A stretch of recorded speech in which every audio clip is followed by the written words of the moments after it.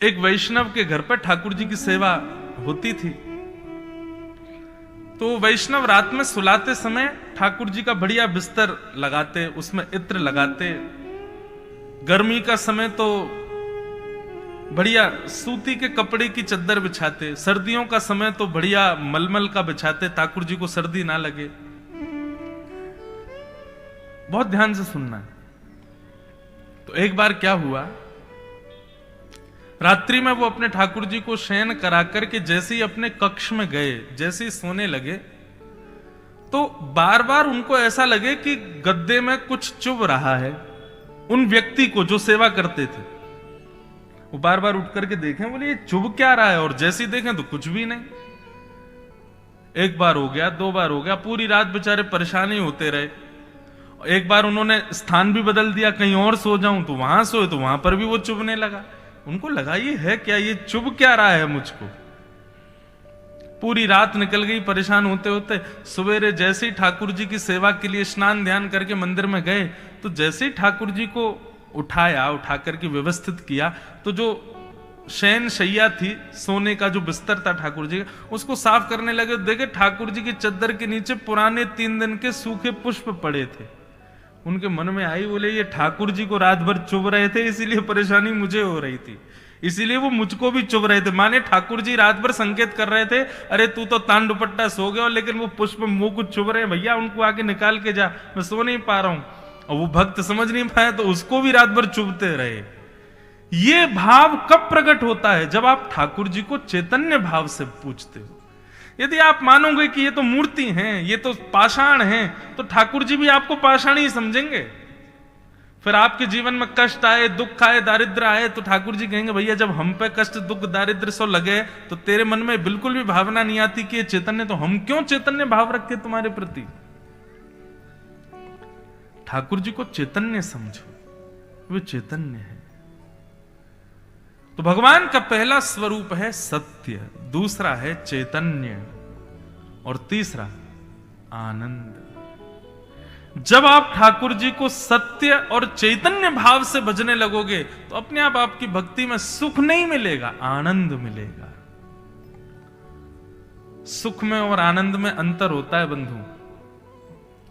एक समय के बाद जो घटने लग जाए वो सुख है, परंतु अनंत मिलने के बाद भी बढ़ता रहे वो आनंद है। कथा सुनना, वृंदावन जाना, राम राजा सरकार के दर्शन करना, गंगा जी में स्नान करना, यमुना जी का दर्शन करना, संतों की कथा सुनना, ये सब सुख नहीं देते हैं। कभी मत कहना कथा सुनने से बड़ा सुख मिलता ना, कथा सुनने से आनंद मिलता है। सुख तो उसे कहते हैं जो एक अवधि बाद घटने लगे, एक समय के बाद कम होने लगे, पर आनंद कभी कम नहीं होता, बढ़ता है। तो भगवान का तीसरा रूप क्या है? आनंद। तो सत्य, चैतन्य और आनंद, ये 3 भगवान के रूप हैं। ऐसे ही 3 भगवान के कर्म हैं, विश्वोत्पत्त्यादि हेतवे, विश्व की उत्पत्ति करना, पालन करना और उसका संहार करना, ये 3 भगवान के कर्म हैं। और ऐसे ही 3 भगवान के गुण हैं, तापत्रय विनाशाय, आदि दैविक, आदि भौतिक और आध्यात्मिक त्रिविध तापों का जो उपशमन करते हैं, तीनों तापों का जो नाश करते। ताप किसको कहते हैं? ताप कहते हैं दुख को। ठाकुर जी की शरण लेने वाला वो व्यक्ति दुखी नहीं होता, ऐसा नहीं है, उसके जीवन में भी दुख आता है। तो फिर भगवान की शरण ग्रहण क्यों करें? बोले ठाकुर जी की शरण ग्रहण करने से दुख नहीं आता, ठाकुर जी की शरण ग्रहण करने से दुख का अनुभव नहीं होता। दुख तो आएगा लेकिन उसका अनुभव नहीं होगा। उसका इतना पता, एक हमारे ब्रज के एक रसिक थे, उनका नाम था श्री कुम्मन दास। क्या नाम था? कुम्मन दास। कुम्मन दास जी के सगे पुत्र पधार गए। जैसे ही पधारे महाराज, तो किसी ने जाकर के कुम्मन दास जी से कहा, हे कुम्मन दास जी, आपके पुत्र का निधन हो गया। तो कुम्मन दास जी जैसे ही सुना मेरे पुत्र का निधन हो गया, मूर्छित होकर गिर गए। तो लोगों में बात होने लगी, बोले ये अपने आप को बहुत बड़ा भक्त मानते हैं, लेकिन देखो कितनी सांसारिक स्थिति इनके हृदय में। पुत्र के मरने की बात सुनकर के सांसारी व्यक्ति रोता है, लेकिन ये तो इतने सांसारी थे कि मूर्छित ही हो गए और अपने आप को भक्त बताते हैं। तभी किसी ने जाकर के गुसाई जी को ये बात बताई, बोले कि महाराज कुम्मन दास जी के पुत्र पधार गए और वो सुनते ही मूर्छित हो गए। तो गुसाई जी बोले पुत्र मरने की बात सुन के मूर्छित नहीं हुए होंगे, जरूर पीछे कोई ना कोई राज है, बहुत ध्यान से सुनना। तो गुसाई जी गए और गुसाई जी ने जाकर के कुम्मन दास जी को देखा, कुम्मन दास जी मूर्छित पड़े थे। गुसाई जी ने कान के पास जाकर के कहा, अरे कुम्मन दास मुझे पता है तुम पुत्र विरह में मूर्छित नहीं हुए हो, तुमको इस बात का विरह है कि पुत्र मर गया, 13 दिन के सूतक लग गए, अब मैं मंदिर में ठाकुर जी का दर्शन नहीं कर पाऊंगा, इसलिए तुम मूर्छित हुए हो। लेकिन हम तुमको वचन देते हैं 13 दिन तक हम एक खिड़की में से तुमको दर्शन कराते रहेंगे। जैसे ही सुना तुरंत कुम्मन दास जी ठीक हो गए, बोले जय हो भगवान, बड़ी कृपा आपकी। मैं तो यही सोच सोच के परेशान हो गया, 13 दिन तक मंदिर कैसे जाऊंगा मैं। कहने का मतलब क्या है, ठाकुर जी के शरणागत करने वाले व्यक्ति के जीवन में दुख नहीं आएगा ऐसा नहीं है, दुख तो आएगा, पर उसको इतना अनुभव नहीं होगा, उसको स्वयं को इतना ज्यादा दुख परेशान नहीं करेगा, वो प्रसन्न रहेगा। फिर भी मीराबाई के जीवन में कितना कष्ट आया, सूरदास के जीवन में कितना कष्ट आया।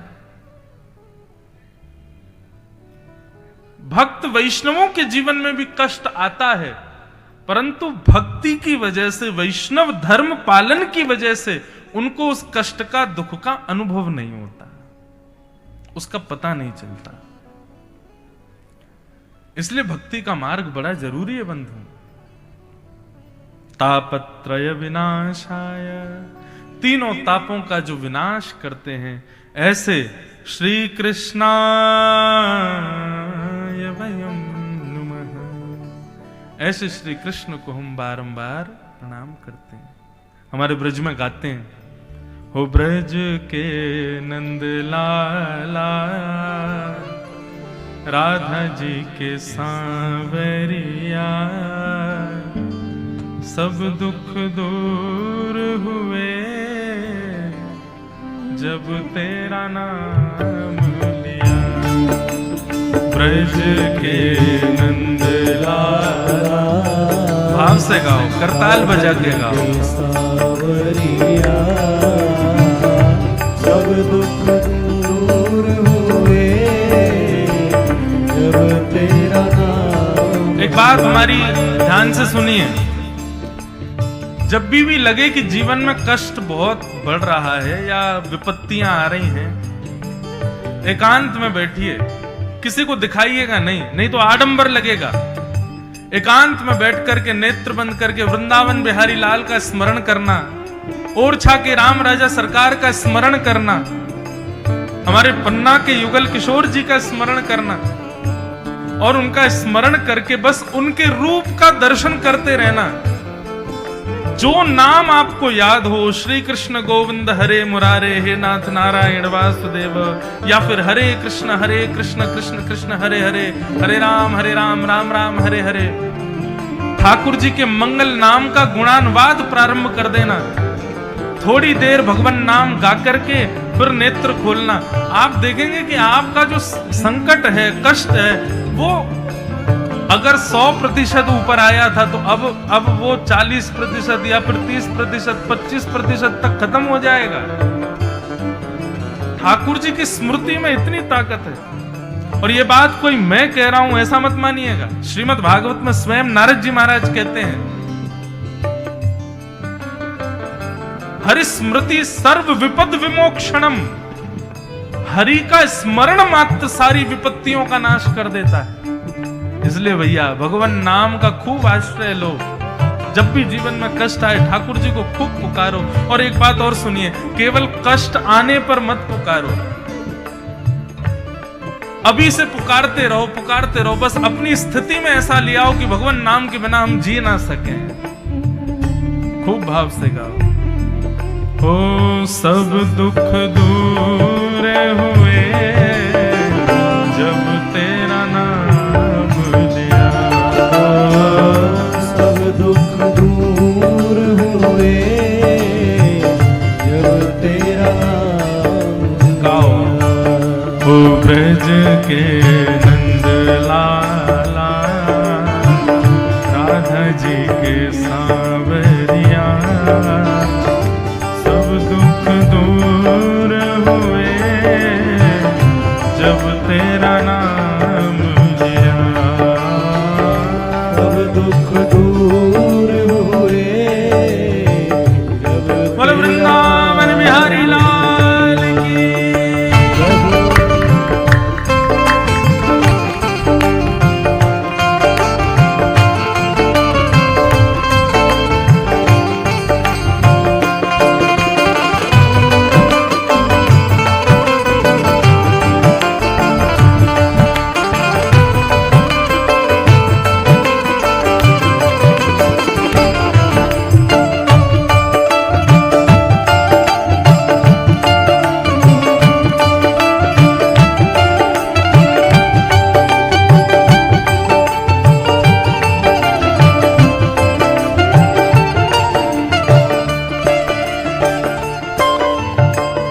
मीरा पुकारे तुम्हें गिरधर गोपाला।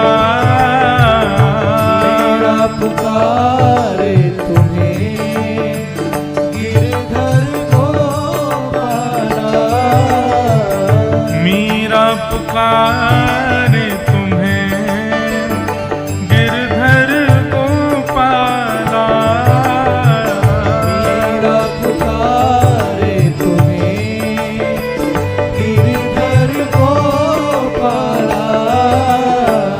ढल गया अमृत में विष का भरा प्याला। अमृत में विष का भरा प्याला। ओ विष का भरा प्याला कौन मिटाए उसे जिस तूने राख लिया। सब दुख दूर हुए जब तेरा नाम लिया। सब दुख दूर हुए जब तेरा नाम लिया। ओ ब्रज के नंद लाला राधा जी के सांवरिया सब दुख दूर हुए जब तेरा नाम लिया। सब दुख दूर हुए जब तेरा नाम लिया। हमारे एक ही अभिलाषा है नाथ, और वो अभिलाषा इस पंक्ति में सब लोग गाना। देख रहे हो तुम मेरे दुखड़े सारे। देख रहे हो तुम मेरे दुखड़े सारे। देख रहे हो तुम मेरे दुखड़े सारे। देख रहे हो तुम मेरे दुखड़े सारे। कब दर्शन दोगे मेरी आँखों के तारे। कब दर्शन दोगे मेरी आँखों के तारे। ओ कब दर्शन दोगे मेरी आँखों के तारे। कब दर्शन दोगे मेरी आँखों के तारे। ओ मेरी आँखों के तारे। हमारा दुख और कुछ है ही नहीं नाथ, हमारा दुख केवल ये है कि आप हमें दिख नहीं रहे हो। आपका दर्शन हमको हो नहीं रहा है, यही दुख है बस। कैसे दर्शन करना है? ओ अधर पे मुरली है, कांधे पे कामरिया, सब दुख दूर हुए जब तेरा नाम लिया। सब दुख दूर हुए जब तेरा नाम लिया। सब दुख दूर हुए जब तेरा नाम लिया। सब दुख दूर हुए जब भाव भाव से ओ ब्रज के नंदलाला, राधा जी के सांवरिया, सब दुख दूर हुए जब तेरा नाम लिया। लाला राधा जी के सांवरिया, सब दुख दूर हुए जब तेरा का भाव से हे गोविंद मेरो है, गोपाल मेरो है, मेरो है, गोपाल मेरो है। मेरा बांके बिहारी नंदलाल मेरो है। मेरा बांके बिहारी नंदलाल मेरो है। मेरा बांके बिहारी नंदलाल मेरो है। मेरा बांके बिहारी नंदलाल मेरो है। मेरा कुंज बिहारी नंदलाल मेरो है। कुंज बिहारी नंदलाल मेरो है। मेरा रमण बिहारी गोपाल मेरो है। मेरा रमण बिहारी नंदलाल मेरो है। हे गोविंद मेरो है, गोपाल मेरो है।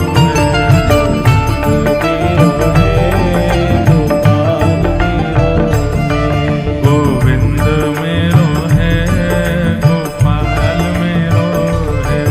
गोविंद मेरो है, गोपाल मेरो है। प्यारो ओरछा बिहारी राघव लाल मेरो है। प्यारो ओरछा बिहारी नंदलाल मेरो है। प्यारो ओरछा बिहारी राघव लाल मेरो है। ओरछा बिहारी नंदलाल मेरो है। हे पन्ना बिहारी युगल लाल मेरो है। पन्ना बिहारी नंदलाल मेरो है। हे पन्ना बिहारी युगल लाल मेरो है। पन्ना बिहारी नंदलाल मेरो है। श्री ओरछा बिहारी राघव लाल मेरो है। ओरछा बिहारी नंदलाल मेरो है। हे प्यारो कुंज बिहारी नंदलाल मेरो है। कुंज बिहारी नंदलाल मेरो है। हे गोविंद मेरो है, गोपाल मेरो है। मेरो है, गोपाल मेरो है। हाँ गोविंद मेरो है, गोपाल मेरो है। मेरो है, गोपाल मेरो है। हे गोविंद मेरो है, गोपाल मेरो है। मेरो है। बोलो वृंदावन बिहारी लाल की। हरिस्मृति सर्व विपद विमोक्षण। निरंतर हरिस्मरण करते रहो तो विपत्ति आने पर भी उसका उतना अनुभव नहीं होगा। जैसे मैं कहा करता हूं कि हॉस्पिटल में कोई ऑपरेशन हो या कोई चिकित्सा गहरी करनी हो, तो जो वैद्य हैं, जो डॉक्टर हैं, वो एक ऐसा इंजेक्शन लगाते हैं कि वो एरिया पूरा सुन्न हो जाता है। फिर वहां भले ही कैंची चलाएं, चाहे चाकू से काट दें, कोई दर्द नहीं होता। कैंची चलती है, चाकू चलती है, लेकिन दर्द नहीं होता। ठीक वैसे ही बंधुओं, ये भक्ति भी एक एनेस्थीसिया का इंजेक्शन है। एक बार यदि अच्छे से लग जाए तो फिर कितने भी संकट जीवन में आ जाए, अनुभव नहीं होता। वो संकट आपको पीड़ा नहीं देते, वो कष्ट नहीं देते। और एक बात और बताएं, अपने जीवन के हर क्षण को आप ठाकुर जी के द्वारा दिया गया प्रश्न समझ करके हल करते जाओ। कई लोग कहते हैं महाराज जी मेरे जीवन में इतना कष्ट क्यों है, हमारे जीवन में मुझे लगता है कि सबसे ज्यादा पीड़ा है, विपत्ति है। भाई, कठिन परीक्षा पत्र भी उसी को दिया जाता है जो अच्छा पढ़ा लिखा बालक हो। जो बालक पढ़ता ही ना हो, जो बालक बिल्कुल पीछे ही बैठता हो, आकर के केवल ऊधम मचाता है, स्कूल केवल और केवल माता पिता के कहने से आता है, अच्छे से पढ़ाई नहीं करता, ऐसे बालक से तो साधारण प्रश्न पूछे जाते हैं। लेकिन जो बालक पढ़ने में अच्छे होते हैं, निपुण होते हैं, श्रेष्ठ होते हैं, उनसे कठिन सवाल पूछा जाता है। इसका मतलब क्या है? अगर जीवन में विपत्तियां ज्यादा कठिन लग रही हैं तो इसका मतलब आप ये समझ लीजिए कि इस संसार रूपी विद्यालय के आप श्रेष्ठ बालक हो, इसीलिए आपसे कठिन परीक्षा रूपी प्रश्न किया जा रहा है। संसार एक विद्यालय है और हम आप सब लोग यहां के एक विद्यार्थी हैं। अपने जीवन रूपी परीक्षा को हल करने के लिए हम लोग यहां आए। किसी के प्रश्न बड़े सरल हैं। देखो, प्रश्न तो किसी के सरल नहीं है। जो पढ़ लिख करके तैयारी रखता है उसके लिए प्रश्न आसान है, जो बिल्कुल पढ़ता ही नहीं है उसके लिए हर प्रश्न कठिन है। तो आप कहोगे महाराज जी प्रश्न आसान कैसे लगे संसार रूपी परीक्षा में? तो ये भागवत रूपी ट्यूशन जो लोग लेते रहते हैं, बीच बीच में सत्संग करते रहते हैं, संतों को प्रणाम करते रहते हैं, गौड़ बाबा स्थान पर आके प्रणाम, पीताम्बरा मैया को प्रणाम करते हैं, युगल किशोर जी को प्रणाम करते हैं, ओरछा नरेश जाते हैं, या फिर वृंदावन बिहारी लाल की सन्निधि में जाते रहते हैं, ऐसे लोगों को परीक्षा पत्र बड़े आसान लगते हैं, वो लोग पार कर लेते हैं उसको। तो ठाकुर जी की शरणागति से दुख दूर नहीं होते, ठाकुर जी की शरणागति से दुख की पीड़ाएं दूर हो जाती हैं। दुख तो आता है जीवन में। तापत्रय विनाशाय श्री कृष्णाय वयम नमः। ऐसे श्री कृष्ण को हम बारंबार प्रणाम करते हैं। तो 3 गुण हैं, 3 कर्म हैं और 3 रूप हैं ठाकुर जी के। अब यहां से महात्म की कथा प्रारंभ होती। महात्म का मतलब होता है महत्व। भागवत का महत्व क्या है, हम लोग क्यों सुन रहे हैं, क्यों सुनाई जा रही है ये कथा, ये सब यहां पर अब बताया जा रहा है। भैरवी, बहुत ध्यान से सुनिएगा।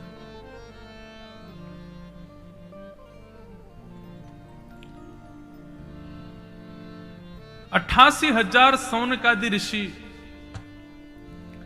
नैमिषारण्य क्षेत्र में बैठे थे और मानवों के कल्याण के लिए यज्ञ कर रहे थे। कलयुग में आने वाले मानव सब सुखी हों, सबकी बुद्धि विवेक बना रहे, उसके लिए यज्ञ कर रहे थे। लेकिन यज्ञ से कोई सफलता ना मिलने पर उन्होंने सूत जी के चरणों में जाकर के निवेदन किया, भगवान कलयुग में मानव का कल्याण कैसे होगा, कृपा करके हमें बताओ।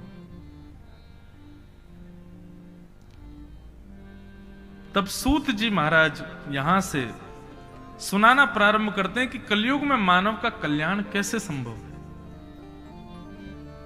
अच्छा, एक बात हम आपसे पूछना चाहते हैं, सब लोग इधर देखो, यहां देखो, ध्यान से कथा सुनो। 2 बजे से लेके और जब तक हम व्यासपीठ पर बैठे हैं, आप इधर उधर मत देखना, बस हमको देखना है। और हम में रुचि नहीं लग रही हो तो पीछे ठाकुर जी इनको देखना, बाकी किसी की तरफ दृष्टि डालनी नहीं है। कोई नेता आ जाए, कोई बहुत बड़े, कोई नगर सेठ आ जाए, कोई कितना सुंदर व्यक्ति आ जाए, आपको ध्यान इधर उधर करना ही नहीं, ध्यान से कथा सुनो बस, एक निष्ठ होकर के। देखो, श्रोता को कथा सुनने के नियम कई बार पूछते हैं, महाराज जी नियम क्या होते हैं कथा सुनने के? जैसे व्यास पीठ पर व्यास बैठता है वैसे श्रोता को बैठना चाहिए, एक आसन पर, बिना पानी पिए, बिना जल पिए। हम बीच में क्या कर रहे हैं, कहीं उठ के जा रहे हैं? आप लोग तो कभी यूं कभी यूं, कई लोग तो पांव पसार के बैठ जाते हैं। एक आसन पर बैठो। जैसे व्यास केवल श्रोताओं को देखता है, ऐसी श्रोता केवल व्यास को देखे। फोन वोन ये सब दूर रखिए, कौन आ रहा है कौन जा रहा है किसी से कोई मतलब नहीं, बस अपना एकाग्र चित्त कथा में रखिए, ध्यान से सुनिए। हम क्या बता रहे थे? मानव कल्याण। आपने ये कभी प्रश्न खुद से पूछा कि कल्याण कहते किसको है? मानव का कल्याण, मानव का कल्याण, मानव का कल्याण, ये तो बहुत जगह सुना होगा।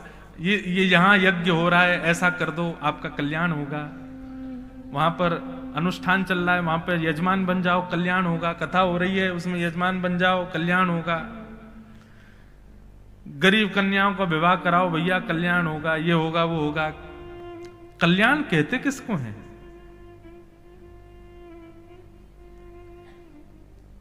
इस जन्म की सार्थकता क्या है? कभी पूछा आपने खुद से? हमारा जन्म किसके लिए हुआ है? अगर आप सोचते हैं कि केवल धन कमाने के लिए हुआ, तो कितना कमाओगे, कहां तक कमाओगे? और क्या बहुत धन कमाने वाले लोग, क्या वो संतुष्ट हैं? क्या वो तृप्त हो गए कि अब कुछ नहीं करना हमको? नहीं, वो भी बेचैन बैठे। क्यों? धन कमाने के बाद अब उनकी इच्छाएं कुछ और हैं।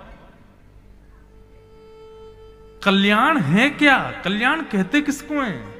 कभी खुद से प्रश्न किया? हमारा कल्याण होगा कैसे? किसको कहते हैं कल्याण? ये प्रश्न कीजिए। और एक हम वैसे तो ऐसा करते हैं कि जहां कहीं भी मैं ये प्रश्न करता हूं तो मैं श्रोताओं से ही कहता हूं कि आप लोगों को क्या लगता है कि कल्याण किसको कहते हैं? लिख करके कल कथा में हम आए उससे पहले यहां पर पर्चियां जमा करना। मैं पढ़ूंगा, मैं देखूंगा कि किसका सही उत्तर होगा, उसका उत्तर हम मंच से बताएंगे कि हाँ ये उत्तर ठीक है। और 7 दिन तक यही उद्देश्य लेके बैठिएगा कथा में कि कल्याण है क्या? कल्याण कहते किसको? मानव कल्याण है किसमें? मुझे यही जानना है। और ये जानने के लिए आप कथा सुनो, आपको कथा में ही उत्तर मिलेगा। हम ये नहीं बताएंगे कि ये उत्तर है, उत्तर ढूंढना आपको है। कल्याण। सौनकादि ऋषियों ने जाकर के सूत जी से प्रणाम करते हुए कहा, भगवान मानव कल्याण का श्रेष्ठ साधन बताओ, कैसे होगा? सूत जी महाराज परम विद्वान हैं। सूत जी बोले, देखिए सौनकादि ऋषियों, आप सब लोग हमसे प्रश्न करने के लिए आए हैं और आप लोगों ने ऐसा प्रश्न किया है कि इस प्रश्न से पूछने वाले का भी कल्याण होगा, बताने वाले का भी होगा और सुनने वालों का भी होगा। प्रश्न सदैव ऐसा करना चाहिए कि हमारा भी उद्धार हो,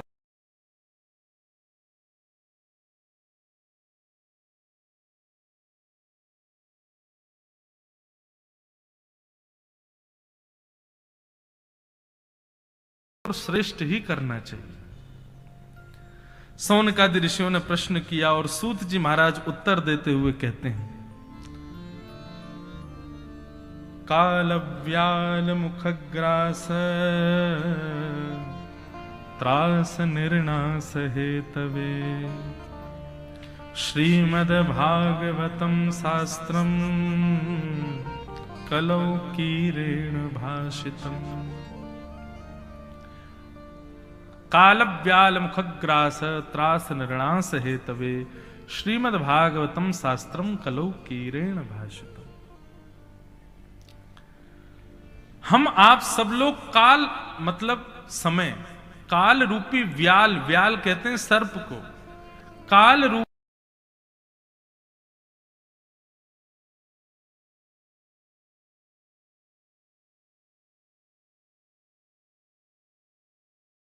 किन्नर। व्यास जी जो सूत्र दे रहे हैं उस पर थोड़ा सा चिंतन कीजिए। जीवित अवस्था में धन कमाना है, घर बनाना है, गाड़ी खरीदनी है, बच्चे का ब्याह करना है, बेटी का ब्याह करना है, अपना सब सुखद करना है, ऐसा करना, नाम कमाना, यश कमाना, वैभव, सब चीज है। हम सारी व्यवस्थाएं करते हुए चलते हैं, लेकिन हमको जिसके बारे में पता है कि ये हमारे साथ होना ही है, यानी कि मृत्यु, कभी उसके लिए विचार किया? एक व्यक्ति मुझसे बोला, महाराज जी मैंने विचार किया। मैंने कहा क्या विचार किया? बोले कि मैं बेटे के लिए प्रॉपर्टी छोड़ जा रहा हूं, घर वालों के लिए घर बना के छोड़ जा रहा हूं, बैंक में इतना एफडी छोड़ जा रहा हूं। मैंने कहा वाह, उसमें भी सब संसार के लिए छोड़ के जा रहे हो, हैं? अपने लिए क्या करके जा रहे हो? स्वामी विवेकानंद, उनके लिए आज आप कह सकते हो कि उनकी मृत्यु सार्थक हुई, उन्होंने अपना कल्याण किया। क्यों? स्वामी विवेकानंद को गए कितने वर्ष हो गए, लेकिन आज तक स्वामी विवेकानंद की नीतियां कितने लोगों का कल्याण कर रही हैं। आपके बुंदेलखंड की भूमि पर हमारे वृंदावन के एक अद्भुत वृंदावन रस को जिन्होंने गाया, ऐसे अद्भुत एक महात्मा हुए, उनका नाम था श्री हरिराम व्यास जी।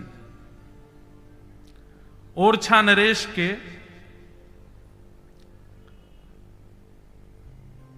निर्देश करता थे श्री हरिराम व्यास जी, लेकिन वृंदावन जैसे ही आए तो वृंदावन आकर के ऐसा रस चढ़ा उनको राधा वल्लभ लाल जी का कि फिर तो वृंदावन के ही रह गए। उनका एक पद भी गाते हैं हमारे वृंदावन में, किशोरी तेरे चरणन की रज पाऊं, बैठी रहूं कुंजन के कोने, श्याम राधिका गाऊं, जारज को ब्रह्मादिक तरसत, सूरज शीश चढ़ाऊं, किशोरी तेरे चरणन की रज पाऊं।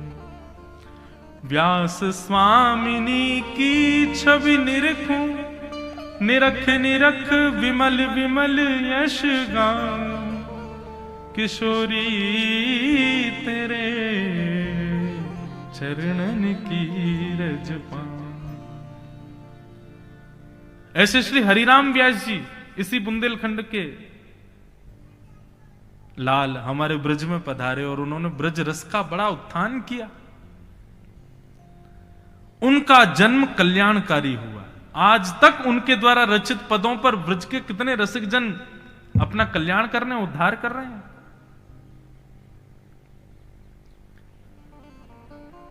अपनी मृत्यु को सफल बनाना, अपनी मृत्यु को श्रेष्ठ बनाना, मृत्यु के बाद भी अपने कर्म से लाखों का कल्याण करना, यह कह सकते हैं कि यह हमारा कल्याण हुआ है। केवल धन कमा लेना, वैभव कमा लेना, यश कमा लेना, धन कमाना अगर कल्याण होता ना तो रावण ने बहुत धन कमाया था, इतना धन कमाया कि महाराज रखने के लिए जगह नहीं मिली तो सोने ही चिन्ह दिए अपनी दीवारों पर, पूरी नगरी को सोने का कर दिया। यश कमाना ही केवल अगर कल्याण का विषय होता है तो कंस ने बहुत यश कमाया था, हमारे यहां का राक्षस मथुरा का बहुत यश था उसका। यश का मतलब क्या होता है कि चार लोग चर्चा करें, उसका यश तो महाराज 10 दिशाओं में फैला हुआ था।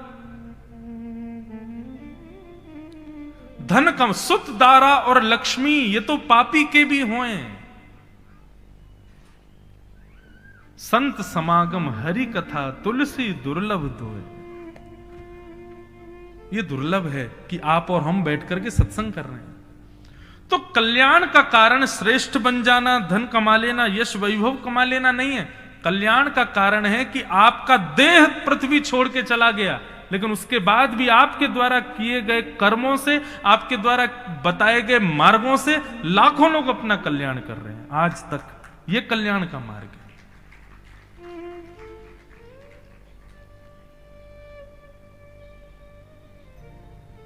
इसको कल्याण कहते हैं। इसलिए बंधुओं, बहुत कम समय बचा है हम लोगों के पास में। अब तो जैसे जैसे कलयुग आगे बढ़ता जा रहा है, कलयुग को 100 वर्ष का वरदान है कि यहां पे लोग 100 वर्ष जिएंगे, परंतु कोई उंगली पर ही आप गिनती कर सकते हो कि इस साल कितने लोग 100 वर्ष जिए होंगे, तो उंगलियों पर गिन सकते हैं, तो इसका मतलब ज्यादा से 10-15 लोग होंगे, और मैं 10-15 भी शायद ज्यादा ही बता रहा हूंगा। 70-60 50 के बाद तो बस गिनती करने लग जाओ, कब चले जाएं कुछ पता ही नहीं है। इतने कम समय में क्या करें? कल्याण का विषय स्थापित करो, यही कल्याण का। और ये कल्याण हमारा हो, ये भावना उत्पन्न कैसे होगी हृदय में? तब सूत जी महाराज कहते हैं, श्रीमद् भागवतम शास्त्रम कलौ की रेणु भाषितम। भैया कलयुग में तो केवल और केवल श्रीमद् भागवत जी का आश्रय ले लो, भागवत जी की कथाएं सुनना प्रारंभ कर दो, और भागवत में सुनी गए वचनों को अपने जीवन में उतारने का प्रारंभ कर दो। आपका कल्याण अपने आप होने लग जाएगा, आप अपने कल्याण के मार्ग के अपने आप पथिक बन जाओगे। ऐसा शास्त्र है श्रीमद् भागवत। एक भाव मन में आ रहा था कल परसों।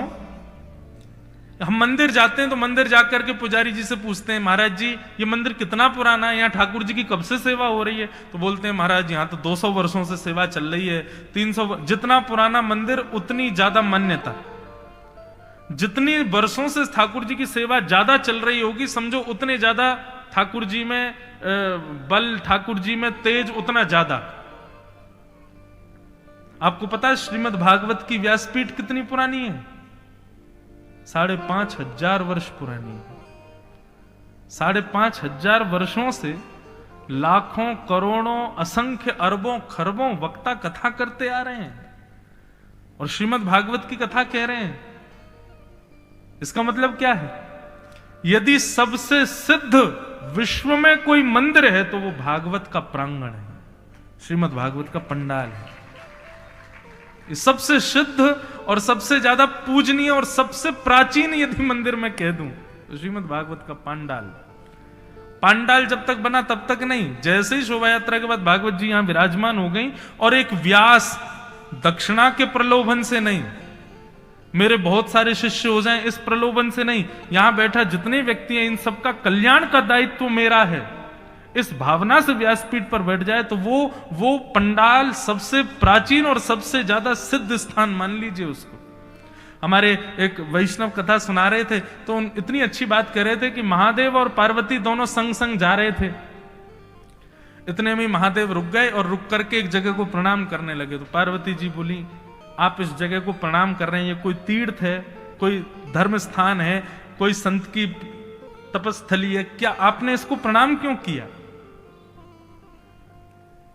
भगवान महादेव बोले, मैं इस स्थान को इसलिए प्रणाम कर रहा हूं क्योंकि इतने वर्ष पहले यहां पर एक भागवत की कथा हुई थी, तो कथा होने की वजह से यह स्थान अब तीर्थ हो गया, प्रणाम योग्य हो गया है, इसलिए मैं इसको प्रणाम कर रहा हूं।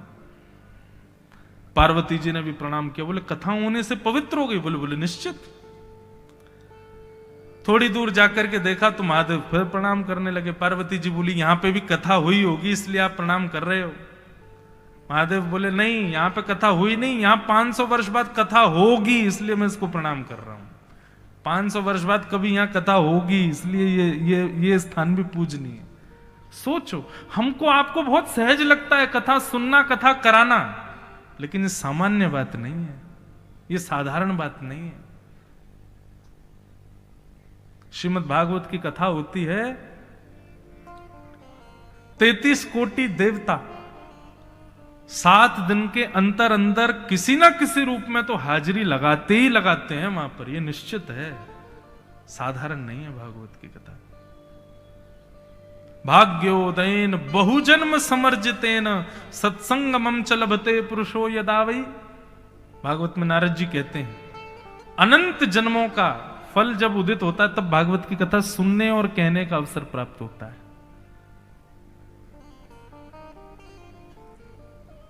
तो श्रीमद् भागवत, इनके आश्रय में आने से व्यक्ति के हृदय में इच्छा प्रकट होगी कि अब मैं अपना कल्याण करूं, अब मैं अपने कल्याण के मार्ग को प्रशस्त करूं। इसलिए भागवत का आश्रय लो। सौनकादि ऋषि कहने लगे, बोले महाराज ये भागवत क्या है, श्रीमद् भागवत का थोड़ा महत्व तो हमें बताइए। तब सूत जी महाराज कहने लगे, बोले बस इतना ही समझ लीजिए, जिस भागवत के आगे स्वर्ग के अमृत को ठुकरा दिया जाता है वो भागवत की कथा है। श्री सुखदेव जी महाराज कथा सुना रहे थे परीक्षित जी को, और तभी देवता अमृत कलश लेकर के प्रकट हो गए, और सबने आकर के सुखदेव जी से कहा कि आप परीक्षित को ये अमृत पिला दीजिए और इसके बदले हमको भागवत की कथा सुना दीजिए।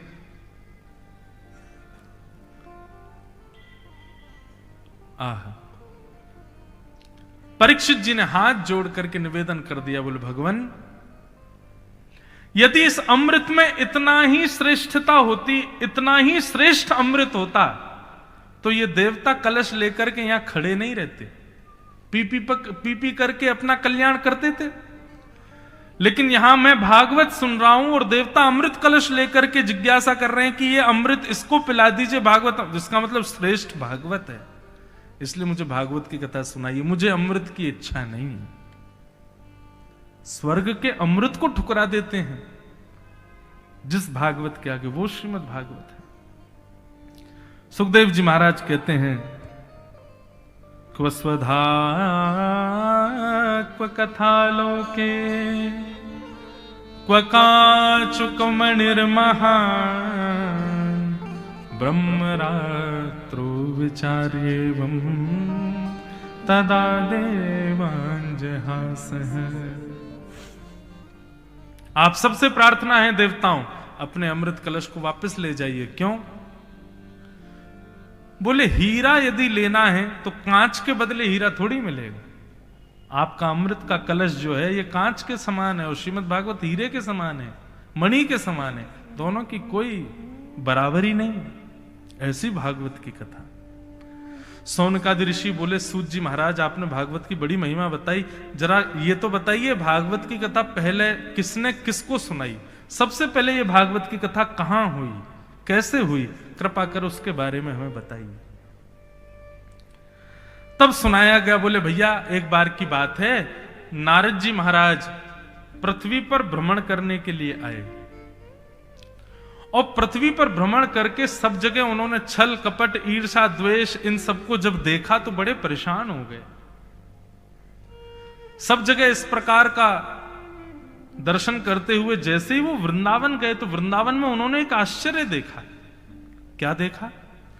कि एक युवा कन्या बैठे बैठे रो रही है और उसकी गोद में दो वृद्ध लेटे हुए हैं। युवा की गोद में दो वृद्ध लेटे हैं कन्या के में, ये देख करके उनको आश्चर्य हुआ। उन्होंने पूछा कि बेटी ये तेरी गोद में जो दो वृद्ध लेटे कौन है और तुम कौन हो, रो क्यों रही हो? इतनी दासियां तुम्हारी सेवा में हैं, तुमको कोई कष्ट तो है नहीं, फिर तुम रो क्यों रही हो? तब उस युवती ने बताया कि मैं भक्ति हूं और ये दोनों मेरे पुत्र हैं, ज्ञान और वैराग्य। बताइए नारद जी, मां युवा हो और बच्चे वृद्ध हो जाएं, किस मां को अच्छा लगेगा? नारद जी महाराज तो चरणों में गिर गए। बोले अरे भक्ति महारानी, आपके प्रत्यक्ष दर्शन हो गए, परंतु आपके पुत्र वृद्ध हुए कैसे? तो भक्ति महारानी कहती है, हम लोग समय की वजह से वृद्ध या युवा नहीं होते। हम जिस नगर में जाते हैं वहां के लोगों में जितना ज्ञान होगा, जितना वैराग्य होगा, जितनी भक्ति होगी, उतने हम युवान हो जाते हैं। सब जगह भ्रमण करती करती मैं वृंदावन आई। वृंदावन आकर के मैं तो युवान हो गई, लेकिन मेरे पुत्र दोनों वृद्ध हो गए। ऐसा नहीं है कि वृंदावन में ज्ञान वैराग्य नहीं है इसलिए वृद्ध हो गए। बोले ये भारत में कहीं भी युवा हुए ही नहीं, सब जगह वृद्ध ही रहे। मतलब भक्ति तो सबके अंदर है लेकिन ज्ञान वैराग्य नहीं। भक्ति कैसी हम लोगों की? नवरात्रि का समय आता है तो घर में प्याज लहसुन आनी बंद हो जाएगी। नवरात्रि चल रही है, मैया अभी घर में कुछ भी गलत नहीं बनेगा, शुद्ध खाएंगे, शुद्ध पिएंगे, शुद्ध रहेंगे। और जैसे ही नवरात्रि चली जाती, दशहरा आता है, फिर से घर में सब कुछ आगे। मतलब वो 9 दिन ही पवित्र थे, बाकी के दिन आप क्या पवित्र हैं? भैया हिंदू ये नहीं होते कि जो केवल 9 दिन कुछ नहीं खावे और श्राद्ध पक्ष में कुछ नहीं खावे, मंगलवार कोई व्रत करें, इसी दिन शुद्ध रहे, इसी दिन पवित्र रहे। अरे जो 365 दिन को पवित्रता से जिए, वो हिंदू होता है। हर दिन को नवरात्रि बनाइए ना, क्यों केवल वो शारदीय नवरात्रि और एक और नवरात्रि, इन्हीं को ही आप शुद्ध क्यों मानते हो? हर दिन पवित्र है हमारे लिए, हर दिन शुद्ध है हमारे लिए। कभी कभी मन में बात आती है, जैसे हमारे ऋषियों ने नवरात्रि बना दी, जैसे हमारे ऋषियों ने शिवरात्रि बना दी, जैसे हमारे ऋषियों ने श्राद्ध पक्ष के नियम बना दिए, ऐसे यदि कभी किसी ऋषि ने यह कह दिया होता कि 365 दिन में एक दिन ऐसा होगा कि उस दिन कोई भी पाप करो आपको पाप नहीं लगेगा, तो क्या होता दुनिया? बताओ। किसी ऋषि ने अगर ये कह दिया होता कि 365 दिन में दिसंबर के महीने में और 25 तारीख को या 26 तारीख को या कोई भी डेट, उस दिन महाराज ऐसे नक्षत्र आते हैं कि व्यक्ति कितना भी जघन्य पाप कर ले उसको पाप नहीं लगेगा। मुझे ऐसा लगता हम लोगों की प्रवृत्ति ऐसी है कि हम उस दिन भी, जो बहुत माला फेरने वाला है, जो बहुत ज्यादा शुद्ध पवित्र है, वो भी कोई ना कोई पाप कर ही लेता, बोले आज तो कुछ लगना ही नहीं है, कर लो। हमारी स्थिति ऐसी है। जहां ये स्थिति है कि 9 दिन पवित्र रहने के बाद 10वीं की इच्छा वो करते हैं, वो कब आवे कि दशहरा कब आवे, एकादशी कब, द्वादशी कब आवे, कुछ खाएं पिए, सभी नियम तोड़ें अपने।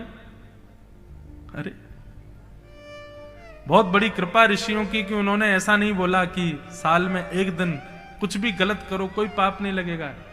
कितने पाप हो जाते एक ही दिन में। फिर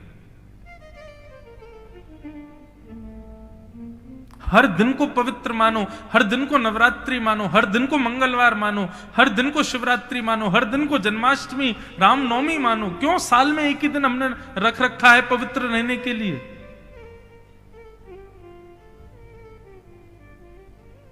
बड़ी विडंबना है, बड़ी विचित्र बात है। तो कहने का अभिप्राय, भक्ति सबके अंदर है लेकिन ज्ञान 0, वैराग्य -10 में और चले जाओ, 0 से भी नीचे आ जाओ, वैराग्य तो बिल्कुल ही नहीं है। आप कहेंगे महाराज जी ज्ञान और वैराग्य कहते किसको हैं? ध्यान से सुनिएगा। ज्ञान का मतलब क्या होता है? बहुत जानकारी होना, सारे वेद पाठ कर लेना, थ्रू आउट संस्कृत में बात करने लग जाना, थ्रू आउट इंग्लिश बोलने लग जाना, थ्रू आउट अलग अलग भाषाओं का ज्ञान हो जाना, बहुत नॉलेज होना, उसको हम कहते हैं कि यह ज्ञानी व्यक्ति है। नहीं, बहुत नॉलेज होना ज्ञान नहीं कहलाता। अपने ज्ञान का सदुपयोग करना और उस ज्ञान से किसी की रक्षा करना या किसी को सद्मार्ग दिलाना, यह ज्ञान कहलाता है। यदि बहुत जानकारी होना, बहुत नॉलेज होना, बहुत ज्यादा बुद्धि में ज्ञान भर जाना अगर ज्ञानी कहलाता, हमारे पास तो एक ही बुद्धि है, रावण के पास 10 बुद्धियां थीं। उसका नाम दशानन इसलिए नहीं था क्योंकि वो 10 सिर वाला था, उसका नाम दशानन इसलिए था क्योंकि उसकी एक बुद्धि नहीं थी, उसकी 10-10 बुद्धियां थीं। एक मानव जितना चतुर हो सकता है उससे 10 गुना ज्यादा चतुर रावण था। एक मानव जितना विद्वान हो सकता है उससे 10 गुना ज्यादा विद्वान रावण था। वो हर प्रकार के व्यक्ति से 10 गुना आगे था, इसलिए उसको दशानन कहा जाता था। वो फिर बाद में उसको ऐसा दिखा दिया कि 10 मुख हैं, प्रमाणित भी होगा शास्त्रों में कि वो 10 मुख वाला है।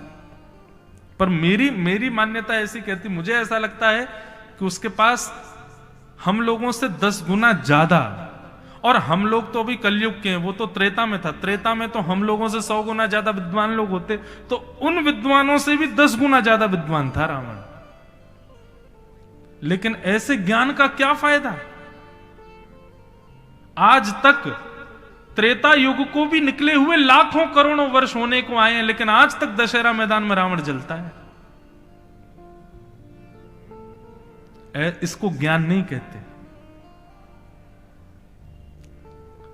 वैराग्य का मतलब हम लोग सोच लेते हैं पत्नी को छोड़ दो, बच्चों को छोड़ दो, परिवार छोड़ दो, विरक्त हो जाओ, एक आश्रम में रहने लग जाओ, बद्रीनाथ चले जाओ, हरिद्वार चले जाओ, वृंदावन चले जाओ। क्या कहेंगे? बोले वैराग्य धारण कर लिया है। अरे इन सब का त्याग करना वैराग्य नहीं होता है। और सीधी बात कहूं तो शरीर से वस्तु का त्याग करना वैराग्य नहीं होता, मन से वस्तु का त्याग करना वैराग्य होता है। कई लोग शरीर से छोड़ देते हैं लेकिन मन से नहीं छोड़ पाते। कोई बीड़ी पीता है, कोई तंबाकू खाता है, तो बहुत ज्यादा बेचारे के ऊपर चढ़ गए सब घर वाले लोग, तो उसने छोड़ दिया। शरीर से तो छोड़ दिया लेकिन मन से क्या सोचता रहता है? कब मिलेगा खाने को, कब मिलेगा पीने को, कब मिलेगी मुझे बड़ी इच्छा हो रही है, कब होगा कब होगा कब। इसको त्याग नहीं कहते। त्याग का मतलब होता है वस्तु तुम्हारे सामने आ जाए लेकिन फिर भी तुम्हारा मन विचलित ना हो, इसको वैराग्य कहते हैं। ये कौन है महाराज? बोले बाल ब्रह्मचारी। अच्छा, ब्रह्मचारी इन्होंने बयान नहीं किया। एक तो होता है परम सुंदर हैं, परम योग्य हैं, सारे गुणों से युक्त हैं, फिर भी ब्रह्मचारी हैं। और एक तो ऐसे हैं कि महाराज प्रयास तो खूब किया था कि कहीं ब्याह हो जाए लेकिन किसी ने पसंद ही नहीं किया। उम्र चली गई 35-40, तो फिर बोले अब क्या करें, अब ब्याह करना ठीक नहीं है, नाम क्या आगे ब्रह्मचारी लिख दो हमारे। 35-40 हो गई, ब्याह ही नहीं हुआ तो ब्रह्मचारी बन जाते हैं। वस्तु न मिलने पर अपने आप को त्यागी बताना ये श्रेष्ठ नहीं है। आपने वस्तु की इच्छा तो बहुत रखी थी, मिली नहीं इसलिए त्यागी बन गए। लेकिन वस्तु सामने हो और उसके प्रति मन विचलित ना होना, ये वैराग्य कहलाता, ये त्याग कहलाता। ऐसे हम कितने लोगों को जानते हैं जो विरक्त हो जाते हैं, जो वैरागी हो जाते हैं, जो बाबा जी बन जाते हैं, लेकिन आसक्ति हृदय की नहीं जा पाती। लेकिन ऐसे कितने लोगों को जानते हैं जो परिवार में रहते हैं, घर में रहते हैं, गृहस्थाश्रम का निर्वहन करते हैं, लेकिन घर में रहते हुए भी एक संतत्व का पालन करते हैं, कहीं भी आसक्त नहीं रहते। वस्तु का शरीर से त्याग वैराग्य नहीं, वस्तु का मन से त्याग करो।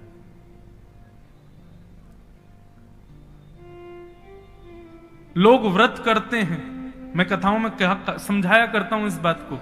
एकादशी का व्रत करते हैं, मंगलवार का व्रत करते हैं, सोमवार का व्रत करते हैं, लेकिन जब व्रत करते हैं तो जिन लोगों का व्रत नहीं होता उनसे दूर बैठते हैं। क्यों? हमारे सामने रोटी खाएगा तो हमारा भी मन करेगा, या हमारे सामने चावल दाल खाएगा तो फिर हमारी भी इच्छा होगी। इसको व्रत नहीं कहते। व्रत का मतलब केवल जीव पर अन्न ना धारण करना व्रत नहीं कहलाता। व्रत का मतलब है कि आपके सामने वस्तु आ जाए, उसके बाद भी जीव पानी ना आवे, मन में बिल्कुल इच्छा ही प्रकट ना हो, उसको व्रत कहते हैं। तो भक्ति तो सबके हृदय में है, लेकिन ज्ञान और वैराग्य शून्य है, ज्ञान नहीं। और ज्ञान भी हम लोगों को पता है कैसा है, सुनो बताते हैं। पर उपदेश वेलायाम सर्वे शिष्टा भवंति ही। दूसरे को उपदेश देने के लिए सबके पास ज्ञान होता है, लेकिन जैसे अपने ऊपर आती है वो बात, विस्मरंति तत्सर्वम, सब भूल जाते हैं लोग। लोग बात कहते हैं, बोले कल तो आप बड़ा ज्ञान दे रहे थे, ऐसा कर लो वैसा कर लो, अब क्या हो गया? जब खुद पे आई तो क्या हुआ? बोले भैया समझ ही नहीं आ रहा क्या करें बताओ। ऐसे ज्ञानी हैं हम लोग। ज्ञान और वैराग्य, इन दोनों को व्यवस्थित करके जो हमारे हृदय में हृदयस्थ करे, वो है श्रीमद् भागवत की कथा। दूसरी बात, जो ज्ञान जो वैराग्य हृदय में आने के बाद में कभी, तो भक्ति महारानी ने नारद जी से कहा कि मैं भक्ति हूं, ये दोनों मेरे पुत्र हैं, ज्ञान और वैराग्य दोनों वृद्ध हो गए। यदि ये दोनों वृद्ध रहेंगे तो मुझे सुख नहीं मिलेगा, और मेरे पुत्र यदि युवान नहीं हुए तो विदेशम गम्यते मया, मैं विदेश को चली जाऊंगी। तब नारद जी महाराज ने विचार किया कि भक्ति यदि विदेश चली गई तो सर्वनाश हो जाएगा, कुछ तो करना पड़ेगा। तब नारद जी महाराज सब जगह भ्रमण करते हुए बद्रीनाथ गए। बद्रीनाथ में सनत कुमारों से उन्होंने पूछा कि सत्कर्म किसे कहते हैं। तब सनत कुमारों ने 5 प्रकार के सत्कर्म बताए। बहुत ध्यान से सुनना। द्रव्य यज्ञ, तपो यज्ञ, योग यज्ञ तथा परे, स्वाध्याय ज्ञान यज्ञश्च ते तु कर्म विसूचक, सत्कर्म सूचको नूनम ज्ञान यज्ञ स्मृतो बुधै, श्रीमद्भागवतम शास्त्रम श्रीमद्भागवतलाप सतु गीत सुखादिवि। बोले सुखदेव जी ने जो परीक्षित को कथा सुनाई है, उस भागवत की कथा को यदि कोई अपने यहां करा ले या उसको सुन ले, ये सबसे बड़ा सत्कर्म। 5 प्रकार के सत्कर्म कौन कौन से बंधु? सबसे पहला सत्कर्म है द्रव्य यज्ञ। कहीं दक्षिणा करना, कहीं दान दे देना, कहीं पर किसी को कुछ भेंट दे देना, यह सबसे पहला सत्कर्म है। इससे श्रेष्ठ सत्कर्म क्या है? तप यज्ञ। अपने शरीर को अव्यवस्थित स्थिति में ले जाकर के भगवान का भजन करना, यह दान से भी श्रेष्ठ यज्ञ है। उससे श्रेष्ठ यज्ञ क्या है? बोले योग यज्ञ। योग कहते हैं मिलने को। योग का मतलब ये नहीं है। योग का मतलब होता है मिलना। किससे मिलना? शास्त्रों से मिलना, वेदज्ञों से मिलना, वैष्णवों से मिलना, ठाकुर जी के जो अनुयायी हैं उनसे मिलना, उसको कहते हैं योग।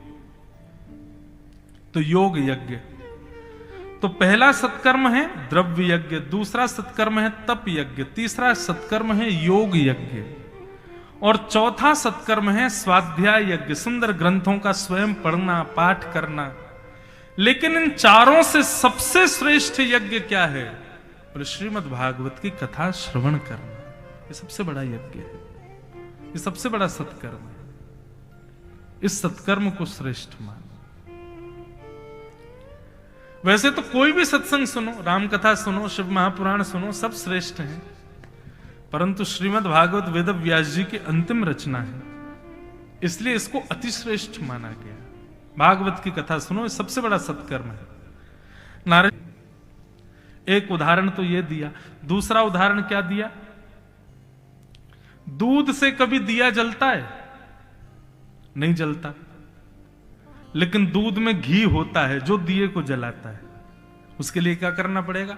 दूध को जमाओ, दही बनाओ, बिलो करके छाछ अलग करो, मक्खन अलग करो, मक्खन को जला दो, वही घी बन जाएगा। उसको दिए में जैसे डालोगे, अग्नि प्रज्वलित करोगे, जल जाएगा।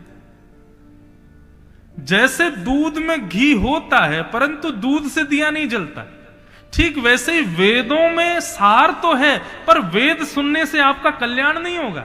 कल्याण कब होगा? जब उसी वेद के निर्माण से, वेद से भागवत प्रकट होगी, और उस भागवत को जब आप सुनोगे तब आपका कल्याण होगा। इसलिए भागवत श्रेष्ठ है। नारद जी महाराज के हृदय को शांति मिल गई। बोले जय हो भगवान, अब मैं भागवत की कथा कराना चाहता हूं, इसके नियम बताइए, भागवत कैसे करानी चाहिए। महाराज भागवत के बड़े नियम हैं। क्या नियम है? बोले जितना व्यक्ति अपने पुत्री के पुत्र के विवाह में खर्च करता है, उससे 10 गुना ज्यादा भागवत में खर्च करना चाहिए। लोग बाग क्या करते हैं? हम तो बहुत जगह जगह जाते हैं ना कथा करने, योग्य तो इतने हैं कि बेटी बेटा का ब्याह विदेश में जाके कर रहे हैं, करोड़ों खरबों के, महाराज कोई गिनती नहीं कितना खर्चा। लेकिन भागवत जी की बात आती है तो महाराज 11 रुपया से ब्राह्मणों का तिलक करेंगे, इतना ही है। दोने ज्यादा लग गए तो 1-1 रुपया छोड़ देंगे। पंडाल भी ऐसे ही लगा देंगे कि हवा आती उड़ जाए महाराज आकाश में। भोजन प्रसाद की व्यवस्था ऐसी कर देंगे कि हाँ भाई रूखी रोटी खाओ सब लोग। ऐसा नहीं। श्रीमद् भागवत की कथा कराने की अगर किसी की इच्छा हो तो खूब भाव से कराए। आप कहेंगे महाराज जी आप सीधे सीधे बोल दो खूब पैसा खर्च करो, ऐसा थोड़ी कह रहे हैं। पैसा खर्च करोगे तो एक बात लिख लीजिएगा, कभी कथा नहीं करा पाओगे। लक्ष्मी का नारायण से ब्याह हो रहा है, इस भावना से धन खर्च करो। हमारे घर की लक्ष्मी नारायण को ब्याह रही है, नारायण से उसका ब्याह हो रहा है, इस भावना से आप कभी सत्संग में, कभी कथा में धन का व्यय करो, देखना कितनी सुंदर दिव्य कथा होगी। वो अनुष्ठान दिव्य अति दिव्य हो जाएगा। तो पहला नियम तो यही बताया। दूसरा नियम तो बहुत सारे हैं। एक नियम बताया कि श्रोताओं को व्रत करके कथा सुननी चाहिए। व्रत करके नहीं कर सकते तो एक समय फलाहार, एक समय भोजन करके कथा सुननी चाहिए। उससे भी काम नहीं चल रहा है तो भैया दिन में 5 बार भोजन करे लेकिन कथा सुने। एक ही नियम सबसे बढ़िया है। बोले क्या 4 घंटा बैठ के तुम कथा सुनो बस। नियम तो बहुत सारे हैं लेकिन सबसे श्रेष्ठ नियम क्या है? कथा पंडाल में बैठ गए तो जब तक व्यास जी बैठ रहे हैं हमारी चित्त वृत्ति उनसे हटे ना। वो जो कह रहे हैं हम ध्यान पूर्वक सुने। ये नियम का यदि आपने पालन कर लिया तो व्रत मत करो, कुछ मत करो, सारे नियम अपने आप पूर्ण हो जाएंगे। ध्यान से सुनो बस। इस प्रकार कई नियम बताए। नारद जी महाराज बोले महाराज मैं कथा कहां कराऊं, जगह कौन सी बढ़िया है? तब सनत कुमारों ने कहा गंगा द्वार समीपे तु तटमानंद नामकम। गंगा द्वार के समीप में एक आनंद नाम का वन है जिसको आजकल ऋषिकेश कहते हैं। वहां पर गंगा जी के तट पर एक सुंदर वटवृक्ष है। उस वटवृक्ष की छांव में व्यासपीठ बनाओ। गंगा जी की रेती बैठने के लिए सुंदर व्यवस्थित हो जाएगी। श्रोताओं के भोजन के लिए वन के फल ले आओ। पान करने के लिए गंगा जी का सुंदर जल है ही। इस प्रकार से सुंदर व्यवस्थित होकर के कथा कराओ। नारद जी महाराज बोले सब व्यवस्था हो गई, अब ये और बता दीजिए व्यास जी कौन है, कथा कौन सुनाएंगे? सनत कुमार बोले अब व्यास जी आप ढूंढ लो कोई बढ़िया सुंदर वक्ता हो।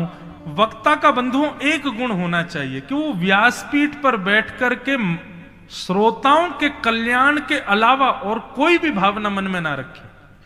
क्षमा करें, कान पकड़ के हम क्षमा मांगे। आजकल व्यासपीठ का कारण बहुत कुछ हो चुका है। व्यासपीठ अब देने का नहीं रह गया, व्यासपीठ लेने के लिए बन गई है। अब ऐसा नहीं होना चाहिए। व्यासपीठ पर इस भावना से नहीं बैठना चाहिए कि हमें क्या मिले। व्यासपीठ पर इस भाव से बैठो कि मैं क्या क्या दे दूं सबको। व्यासपीठ पर इस भावना से मत बैठो मेरे कितने शिष्य हो जाएं, मेरे कितने अनुयायी हो जाएं, मेरे कितने फैन फॉलोइंग बढ़ जाए, मेरे पीछे कितनी भीड़ पड़ जाए। नहीं, व्यासपीठ पर इस भाव से बैठो जितने लोग व्यासपीठ के सामने बैठे हैं इन सबके कल्याण की जिम्मेदारी मेरी है। यदि एक का भी कल्याण नहीं हुआ तो ठाकुर जी बहुत नाराज होंगे। बोले बेटा तुमको व्यास बना करके भेजा और तुम क्या करके आए हो? तो व्यासपीठ का आजकल उपयोग तो गलत कई जगह थोड़ा सा हो रहा है, परंतु मन में भाव आता है कि किसी भी प्रकार से सही लोग कथा सुन रहे हैं वही बहुत है, कथाओं में आ रहे हैं वही बहुत है, किसी भी प्रकार से भगवान नाम गा रहे हैं वही बहुत है। लेकिन व्यासपीठ बंधुओं साधारण नहीं है, इसकी मर्यादा गरिमा रखनी चाहिए।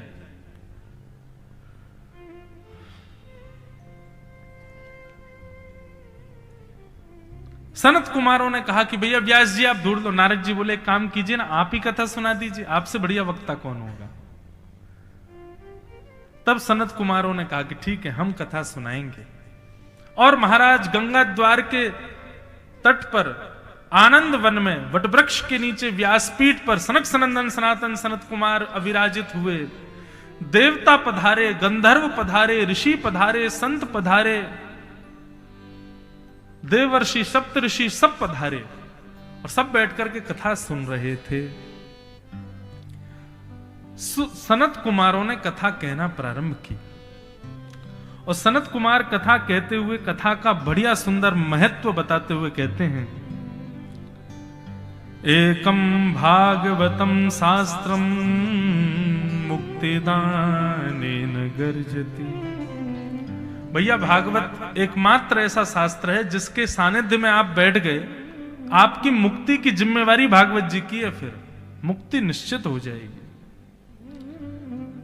तावत् पापानि देहेस्मिन् निवसन्ति तपोधना यावन्न श्रूयते सम्यक् श्रीमद् भागवतम रे। पाप तब तक हृदय में विराजमान रहेंगे जब तक आप पंडाल में आके बैठे नहीं हो।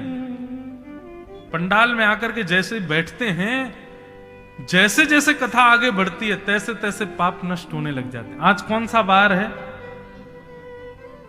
आज है कौन सा वार है? गुरुवार, थर्सडे। आज आपने गुरुवार की कथा सुनी तो श्रीमद् भागवत के टीकाकार ऐसा कहते हैं, जैसे आपने गुरुवार की कथा सुनी तो आपके पूर्व जीवन में जितने गुरुवार निकल चुके हैं जन्म से लेकर अब तक, उन गुरुवारों में जो पाप बना होगा आज की कथा सुनने से सब खत्म हो गए। अब कल की कथा सुनोगे तो कल जो वार है उस वार में जितने भी आपने पाप किए वो सब दूर होंगे। अगले दिन की सब, इस प्रकार से आप 7 दिन की कथा सुनोगे, 7 ही वार होते हैं। 7 दिन में क्या होगा? पवित्र हो जाओगे। कई माताएं भाई लोग बड़े खुश हो गए, बोले वाह ये तो झांसी में गंगा जी आ गई, यही में नहा लियो महाराज, सबरे पाप दूर रह जाएंगे। हर की पौड़ी बन गई महाराज, गौड़ बाबा आश्रम हर की पौड़ी बन गया 7 दिन के लिए। लेकिन ऐसे नहीं। यदि ये बात इतनी सत्य होती तो सारे चोर डकैत कथाओं में घूम रहे होते। बोले चोरी करो और कथा सुनो, डकैती डालो कथा सुनो, गलत काम करो कथा सुनो। क्यों? कथा पाप दूर कर देती है। पिछले सोमवार के दिन मैंने महाराज उसकी चैन हड़प ली, सोमवार वाले दिन कथा सुन लूंगा तो पाप दूर हो जाएगा। अगर इस प्रकार की बात है तो ये उचित नहीं है। पर बात कैसे उचित होगी ये सुनो। आज आप गुरुवार के दिन कथा सुन रहे हो तो गुरुवार के दिन की कथा सुनने से पाप निवृत्त कब होगे? जब भागवत जी को आप ये वचन दे दोगे कि आइंदा कभी कितने भी गुरुवार आ जाएं हम कोई पाप कर्म नहीं करेंगे। जब ये संकल्प आप ठाकुर जी के सामने लोगे, भागवत जी को ये वचन दोगे, तब भागवत जी पूर्व के गुरुवारों के पाप दूर करेंगे कि हाँ चलो इसने मुझे वचन दिया कि आगे के दिनों में ये गलत नहीं करेगा। और ठीक ये भागवत जी के लिए, ये गंगा जी के लिए भी यही है। लोग कहते हैं गंगा स्नान हर की पौड़ी पे इतनी भीड़ रहती महाराज, हमारे महाराज जी बता रहे हर साल हर की पौड़ी पे कथा करते हैं, इतनी भीड़ हर की पौड़ी पे क्यों रहती है? बोले वहां नहाने से पाप दूर हो जाते हैं। ऐसा नहीं है। गंगा जी को पहले प्रणाम करो और हाथ जोड़ के वचन दो, हे गंगा मैया आप मेरे पाप दूर करो। मैं वचन देता हूं आज के बाद छल नहीं करूंगा, कपट नहीं करूंगा, दूसरे से ईर्ष्या नहीं करूंगा, किसी का धन नहीं हड़पूंगा, किसी के साथ गलत नहीं करूंगा, किसी से ईर्ष्या नहीं करूंगा। मैं आपको वचन देता हूं आज के बाद क्रोध नहीं करूंगा, मांस नहीं खाऊंगा, मदिरा नहीं पीऊंगा। आपको वचन देता हूं। आप वचन देकर के जब गंगा जी में प्रवेश करोगे तब गंगा जी पाप दूर करेंगे। क्यों? क्योंकि वचन देने के बाद यदि आपने वो किया तो फिर गंगा जी पुराने पापों को भी पुनश्च प्रकट कर देंगी और उनको भी 1000 में भाग करके देंगी, आपको गुना करके देंगी, दुगुना होकर के लगेगा, 1000 गुना होकर के लगेगा। इसलिए भैया पहले वचनबद्ध हो तब कथा सुनो, तब पाप मुक्त हो पाओगे, नहीं तो नहीं। ऐसी भागवत की कथा है। इस प्रकार सूत जी कथा सुना रहे थे, नारद जी बैठ करके सुन रहे थे, तो जिनके लिए कथा हो रही थी उनका आगमन हुआ। कौन? भक्ति, ज्ञान और वैराग्य। तीनों बिल्कुल युवा अवस्था में प्रकट हो गए, नाचने लगे महाराज। भक्ति सुतौ तौ तरणौ गृहीत्वा प्रेमैक रूपा सहसा विरासे। श्री कृष्ण गोविंद हरे मुरारे नाथेति नामानि मुहुर्वदन्ति। श्री कृष्ण गोविंद हरे मुरारे नाथेति नामानि मुहुर्वदन्ति। इस सुंदर कीर्तन का गान करते हुए भक्ति महारानी ज्ञान वैराग्य के साथ युवा होकर के वहीं प्रकट हो गई। बोलो भक्ति ज्ञान वैराग्य की। बंधुओं, श्रीमद् भागवत की कथा में ज्ञान वैराग्य और भक्ति इनका वर्धन होता है। ये श्रेष्ठ होते हैं, ये युवा होते हैं। भक्ति महारानी आई, नारद जी से कहने लगी, धन्य है भगवान, आपने मेरे पुत्रों को युवान कर दिया, लेकिन इतने बड़े पंडाल में मेरे लिए स्थान कहां है? नारद जी महाराज बोले, देवी आपके लिए एक बहुत सुंदर स्थान है मेरे पास। बोले कौन सा? ये जितने भी श्रोता बैठे हैं ना, इनके हृदय रूपी आसन पर जाकर के आप बैठ जाओ। इनके हृदय रूपी आसन को आप व्यवस्थित करो। निरंतरम वैष्णव मानसानी, और भक्ति ज्ञान वैराग्य तीनों समस्त श्रोताओं के हृदय पटल पर विराज गए। बंधुओं, ये बात तो निश्चित है कि आज से आगामी 7 दिन तक भक्ति ज्ञान वैराग्य हमारे हृदय पटल पर बैठे हैं, परंतु अपने हृदय को ऐसा निर्मित कर दीजिए 7 दिन में कि वे कभी आपके हृदय को छोड़ के जाएं ना। ये हमारा दायित्व है। केवल 7 दिन कथा सुनकर के हमारी दायित्व पूर्ण हो गए नहीं। 7वें दिन जिस दिन हम यहां से जाएंगे 13 तारीख को, उसके बाद तो असली कथा शुरू होगी। क्यों? क्योंकि जो भाव हृदय में आ चुके हैं, अब मृत्यु पर्यंत उनको आपको अपने हृदय में रखना है, कहीं वो नष्ट ना हो जाए। पौधा घर में लगा है तो नित्य उसमें जल दो, नित्य उसको धूप दिखाओ, तभी तो वो पौधा व्यवस्थित रहेगा। श्रीमद् भागवत ने भक्ति रूपी पौधा आपके हृदय में लगा दिया, अब इसको निरंतर व्यवस्थित रखना आपकी जिम्मेवारी है।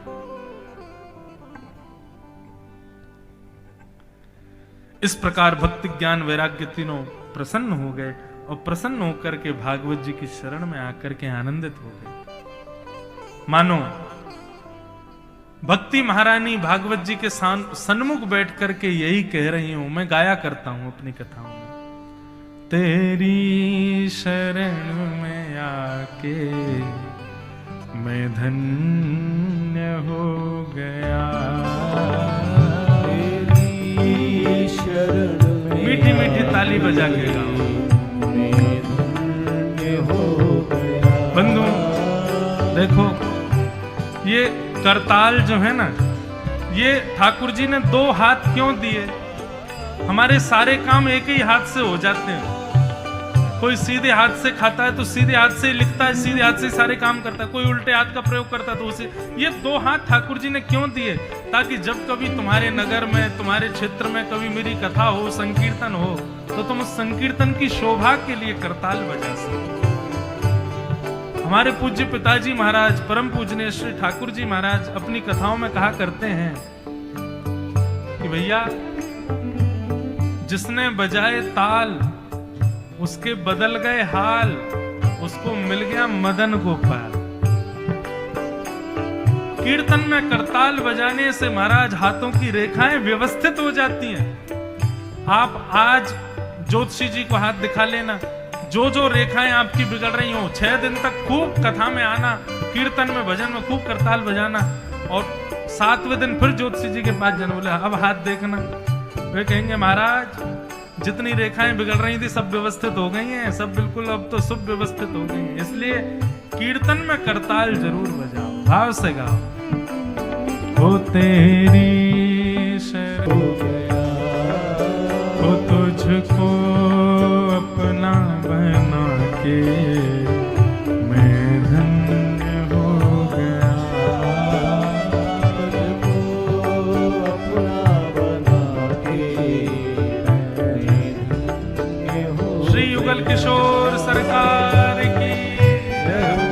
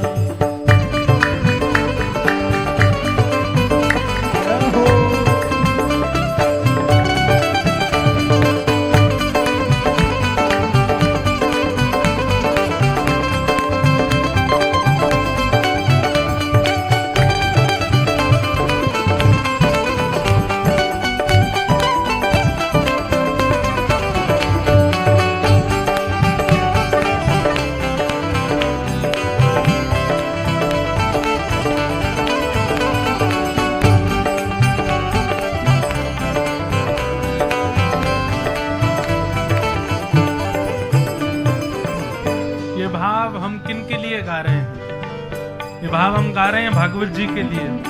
ये भागवत जी, हम धन्य हो गए कि आप हमारे नगर में पधारी, आप हमारे जीवन में पधारी।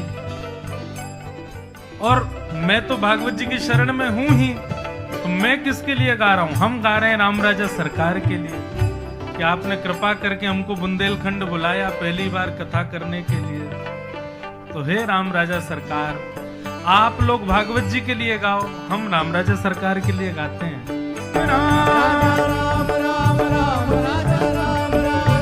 सीता राम राम राम राजा राम राम राम, ओ तेरी शरण में आके मैं धन्य हो गया।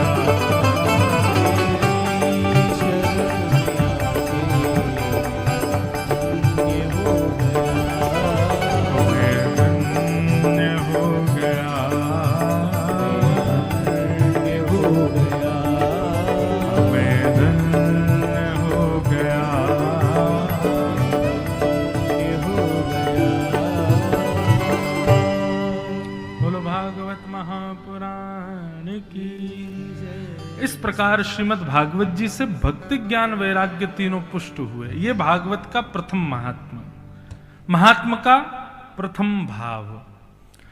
दूसरा भाव मैं सूक्ष्म में सुना करके कथा को फिर विश्राम दूंगा कि ये मानवा पाप कृतस्तु सर्वदा सदा दुराचार रता विमार्गगा क्रोधाग्निदग्धा कुटिलश्च कामिनः सप्ताह यज्ञेन कलो पुनन्ति ते। बहुत ध्यान से सुनना। नारद जी ने प्रश्न किया, भगवान भागवत की कथा सुनने से और क्या होता है? क्या व्यक्ति के अंदर के पाप नष्ट हो जाते हैं? तब सनत कुमारों ने कहा कि भैया, जो व्यक्ति सब प्रकार के पाप करता है, चाहे कितना भी घनिष्ठ पाप क्यों ना करता हो, ऐसा व्यक्ति भी यदि भागवत कथा को श्रवण करे और श्रवण करके अपने जीवन में उतारना प्रारंभ करे, मतलब अपने जीवन को भागवत की भाषा से और भागवत के निर्देशानुसार जीने लग जाए, तो ऐसे व्यक्ति के भी सारे अपराध क्षम्य हो जाते हैं। कोई व्यक्ति यदि कह रहा हो कि मैंने बहुत बड़ा पाप किया, मुझे अब कोई क्षमा नहीं कर सकता, ऐसा व्यक्ति भी यदि भागवत के आश्रय में आ जाए और अपना बचा हुआ शेष जीवन भागवत के निर्देशानुसार जीने लग जाए, ऐसे व्यक्ति का निश्चित है कि भागवत जी उसका पाप नष्ट कर देंगे, कल्याण करेंगे, चाहे वो कितना ही बड़ा पापी क्यों ना हो। तब नारद जी महाराज बोले, क्या वो बालक जो अपने माता पिता से बैर करता है, जो अपने माता पिता की निंदा करता है, अपने माता पिता पर हाथ तक उठा देता है, ऐसा बालक यदि भागवत की कथा में आए तो वो सुधर जाएगा? सनत कुमार बोले 100% और 101% सुधर जाएगा। नारद जी बोले, मुझे आपकी बात पर यह बात नहीं समझ में आ रही है। क्यों? बोले, भैया, माता पिता से विद्वेष करने वाला बालक, उसको महापाप की श्रेणी में माना जाता है। ऐसे बालक को आप कह रहे हैं भागवत जी क्षमा दिला देती है? मुझे ये बात समझ नहीं आ रही है आपकी, मुझे कोई उदाहरण दीजिए। तब सनत कुमारों ने कहा, सुनो, हम तुमको एक उदाहरण सुनाते हैं। बोले, तो क्या है उदाहरण? बोले, एक आत्मदेव नाम के ब्राह्मण थे, बहुत विद्वान थे, बहुत धनवान भी थे। तुंगभद्रा नदी के तट पर वो रहते थे। उनकी एक पत्नी थी, उसका नाम था धुंधुली, लेकिन उनके कोई भी संतान नहीं थे और इसी बात से वो परेशान रहते थे। बंधुओं, देखो, जीवन में कई बार कष्ट का कारण बनता है जो वस्तु हम चाहते हैं उस वस्तु का अभाव। अभाव समझते हैं? जो वस्तु हम चाहते हैं वो हमको ना मिले, इसी को अभाव बोलते हैं। जीवन में कष्ट का कारण होता है वस्तु की कामना, और फिर वो वस्तु ना मिले तो उसका अभाव हमको कष्ट देता है। इसलिए हमारे शास्त्र कहते हैं जीवन में जो वस्तु प्राप्त ना हो उस वस्तु के स्थान पर ठाकुर जी को विराजमान कर दो, तो कभी भी उसका अभाव लगेगा ही नहीं।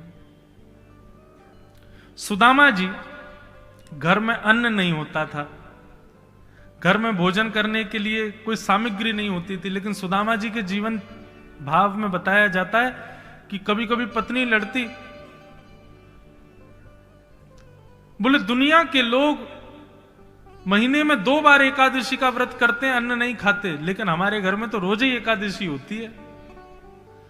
कल एकादशी थी इसलिए नहीं पाया, आज द्वादशी, आज घर में खाने के लिए कुछ नहीं है तो आज भी एकादशी, और कल होगा कि नहीं, कल भी एकादशी रहेगी। पता नहीं 4-4 दिन में तो एकादशी का व्रत कई बार तो सुदामा जी की पत्नी कहती है कई बार तो ऐसा भी होता है कि एक एकादशी का व्रत किया और एकादशी का पारना जब हुआ, जब दूसरी एकादशी भी पार हो गई, 15 दिन तक कुछ पाया ही नहीं। कैसा जीवन है हमारा। सुदामा जी कहते हैं अरे देवी तुम कैसी बात करती हो, अरे किसी व्यक्ति को 2 रुपया मिले वो ज्यादा श्रेष्ठ है कि किसी व्यक्ति को 15 रुपया मिले वो ज्यादा श्रेष्ठ है। बोले 15 रुपया मिले वो ज्यादा श्रेष्ठ। बोले ठाकुर जी महीने में 2 बार व्रत करवाते हैं एकादशी का। सबसे एकादशी का दिन बंधुओं एक ऐसा भी माना जाता है, एकादशी के दिन जो व्यक्ति व्रत करता है ठाकुर जी उसको याद करते हैं। तो सुदामा जी बोले दुनिया के लोगों को तो 2 दिन व्रत करके ठाकुर जी महीना में 2 ही बार याद करते हैं, लेकिन मुझे तुझे तो 15-15, 20-20 बार याद करते हैं। हम कितने भाग्यशाली हैं। आपने ताली तो बजाई, परंतु बंधुओं ऐसा यदि आपके संग कभी हो तो आप लोग भी वही करोगे जो सुदामा जी कर रहे थे? नहीं, बिल्कुल नहीं करोगे। आप शिकायतों की लिस्ट बनाना प्रारंभ कर दोगे। ठाकुर जी के मंदिरों में, अब क्या बोले, हमको बोलने में थोड़ा अटपटा लगता है लेकिन ठीक है। महाराज जी लोग अपनी जीवन की कामनाओं के लिए कैसे कैसे व्रत करते हैं मैंने देखा। हाथ पर दिया रे करके पूरी रात खड़े हैं। एक मंदिर है उत्तराखंड में, मैं वहां गया था, शंकर जी का मंदिर है, बहुत दिव्य स्थान है, इतना दिव्य की मंदिर का वहां कि यदि कोई व्यक्ति शंकर जी की आराधना करें मंगल के समय पर उनको पुत्र रत्न या संतान प्राप्ति होती है।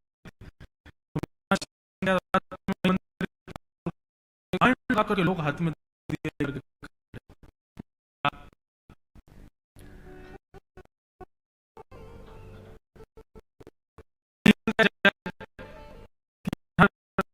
लेटर के सिद्धियों पर पूरी घिसता है,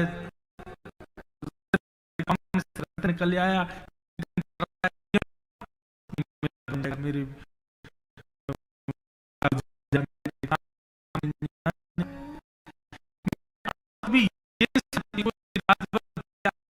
हो।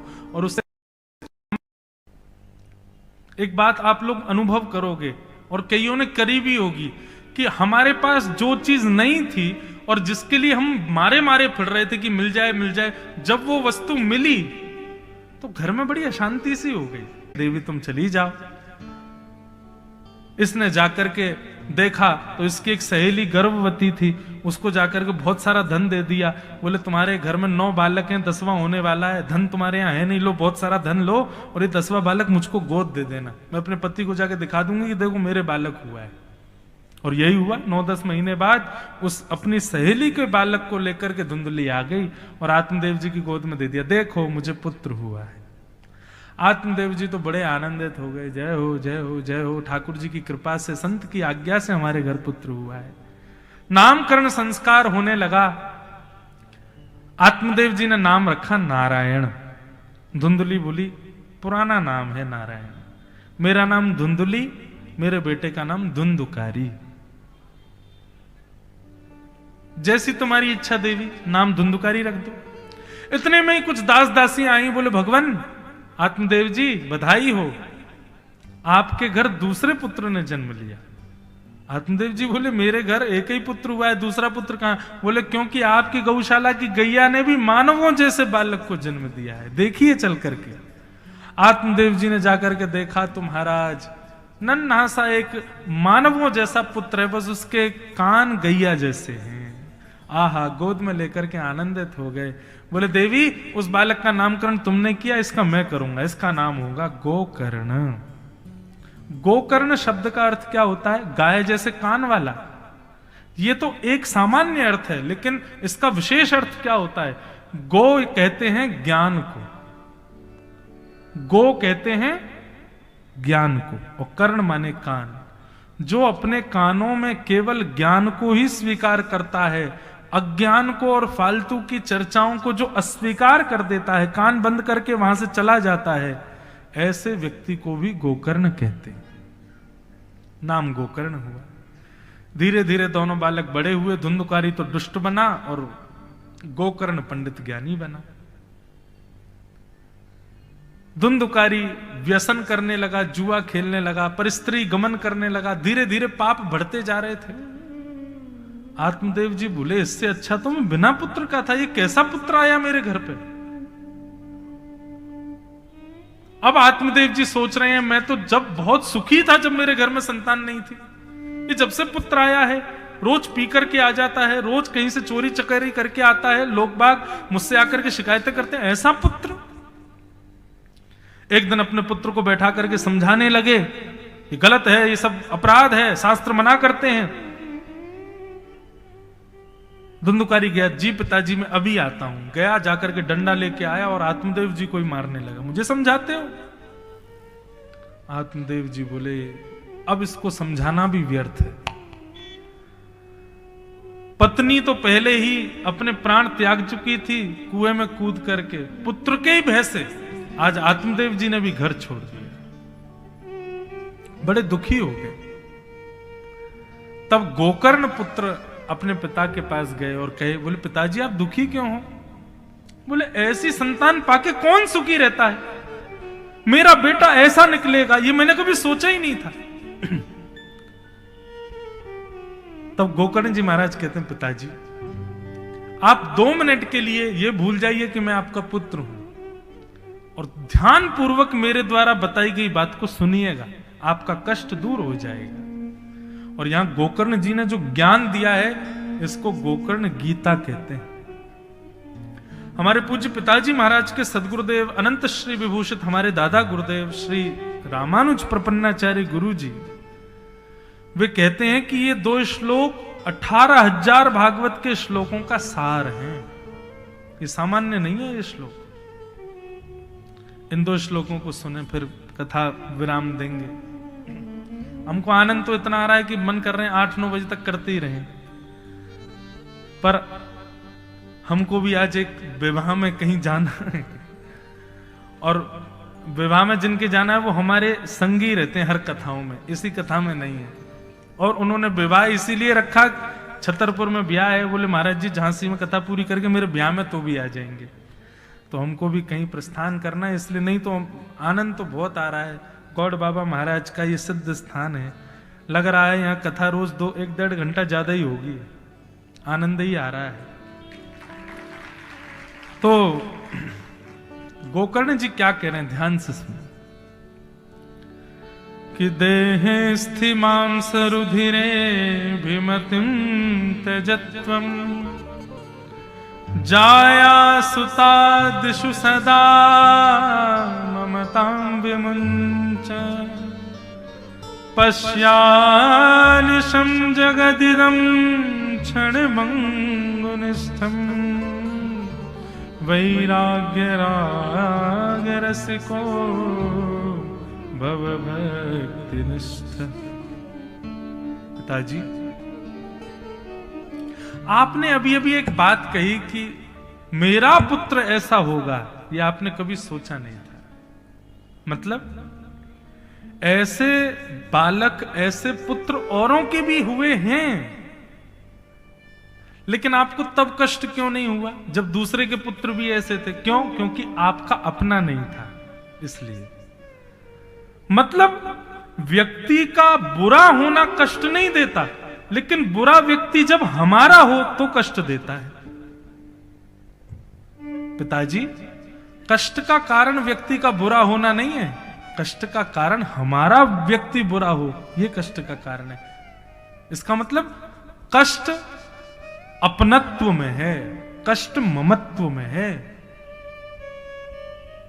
आप लोग कथा सुन के बाहर गए, रोड पर थोड़ी आगे गए तो किसी 17-18 वर्ष के बालक को आपने कुछ गलत करते हुए देखा, आप रोकोगे? नहीं रोकोगे, चले जाओगे।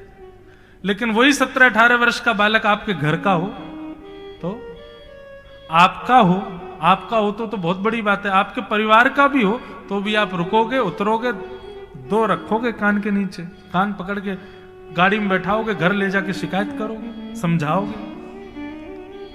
कहने का अभिप्राय, पिताजी कष्ट के कारण 2 होते हैं।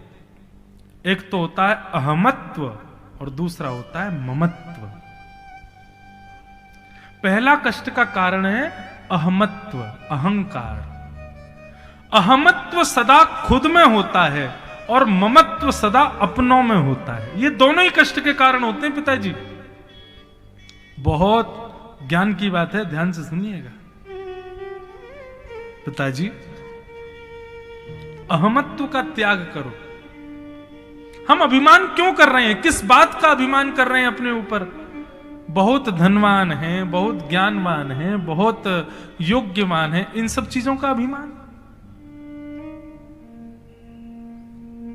हम कुछ भी नहीं है, हम किसी योग्य नहीं, किसी लायक नहीं है।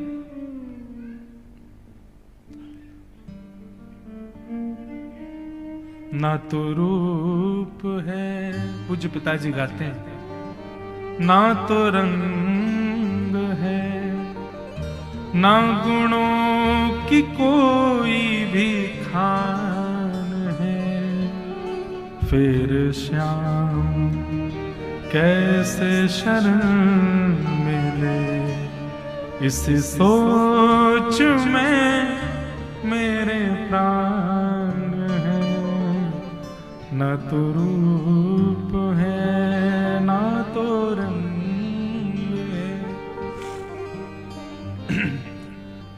हम लोगों के अंदर क्या है? ना तो हम रूपवान, ना हम गुणवान। आप कहोगे आप बहुत रूपवान हो, कब तक रहने वाले हो? एक समय ऐसा आएगा, एक दिन ऐसा आएगा, झुर्रियां पड़ जाएंगी चेहरे पे, कोई देखना भी पसंद नहीं करेगा। अरे महाराज, इनका शरीर देखो कितना स्थूल है, कितना अद्भुत है। कब तक? एक समय आएगा, वो भी नष्ट हो जाएगा। ये बात सदैव याद रखिए। जो मिला है वह हमेशा पास रह सकता नहीं, कब बिछुड़ जाए ये कोई राज कह सकता नहीं। जिंदगानी का खिला मधुबन किसी का है दिया, मैं नहीं मेरा नहीं यह तन किसी का है दिया। तो अहमत्व क्यों? हमारे अंदर क्या है ऐसा जिसका हम अहंकार करें? कुछ भी तो नहीं। तो पहला तो पिताजी आप अहमत्व का त्याग कीजिए, और दूसरा ममत्व का त्याग कीजिए। ममत्व क्या है? ममत्व सदैव अपनों में होता है। मेरा बेटा, मेरी बेटी, मेरे मकान, मेरी दुकान, मेरी गाड़ी, मेरी पत्नी, यह ममत्व है।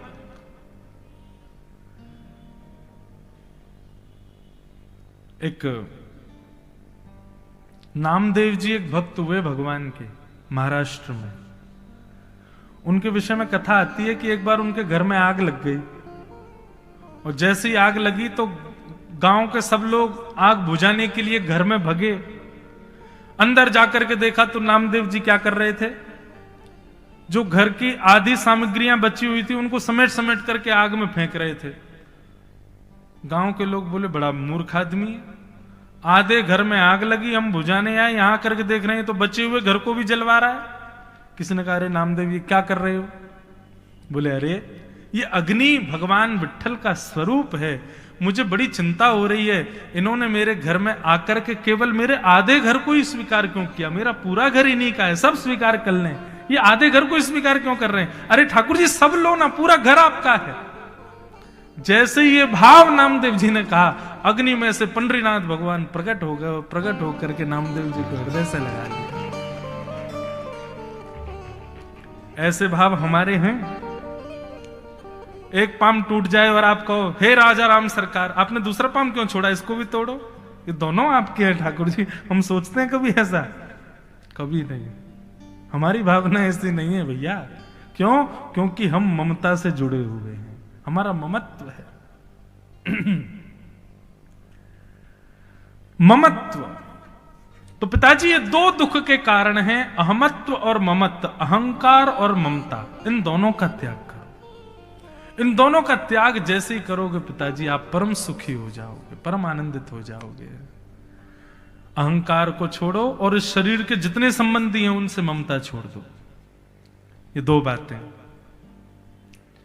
और क्या करो कि धर्म भजस्व सततम त्यजलोक धर्मान सेवस्य साधु पुरुषा जहि काम तृष्णा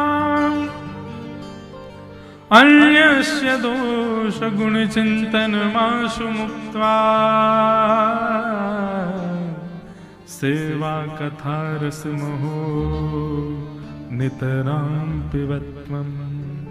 पिताजी धर्म को भजो, धर्म जो कहता है उसको करो, लोक धर्म का त्याग करो, साधु पुरुषों की सेवा करो, सेवा करो, कथा सुनो, आनंदित रहो। और एक चीज से बचो, क्या?